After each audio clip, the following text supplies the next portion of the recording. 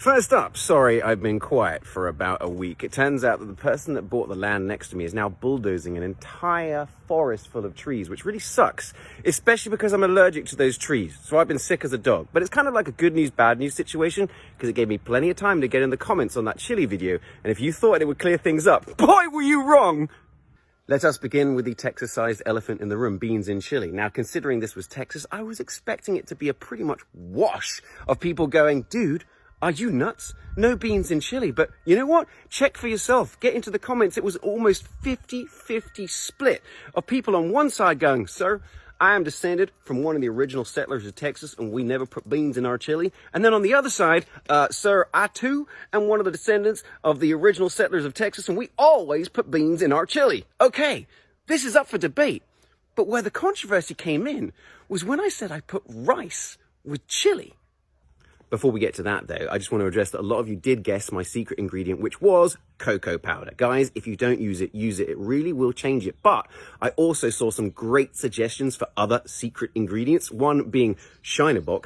Going to definitely use that one. Another one being just take a big piece of dark chocolate and let it melt. 100% going to try that. And this one, Dark Horse Port. I'm going to try some port.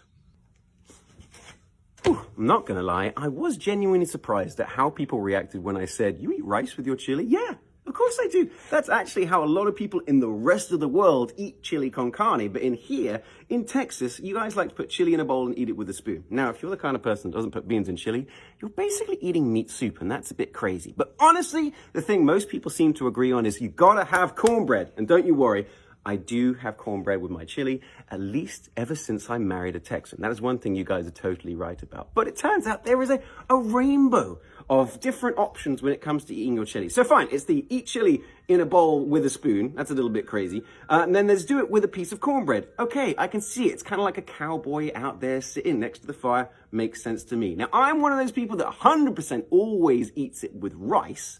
But I also add cornbread and a little bit more. But then there are other people that make Frito pie. So they'll put Fritos and then they'll put their rice and everything else on top. And sometimes they'll even put mac and cheese in. And when I say these people, I'm talking about my wife. But if you were to ask me the absolute perfect way to eat chili con carne on a cold day, it is as thus. Rice, don't come at me. Chili with beans, I know, but I will have cornbread, of course, it is delicious. I will put a sprinkling of like Mexican cheeses on top, mix it up so it all gets kind of stringy and things like that. Yum.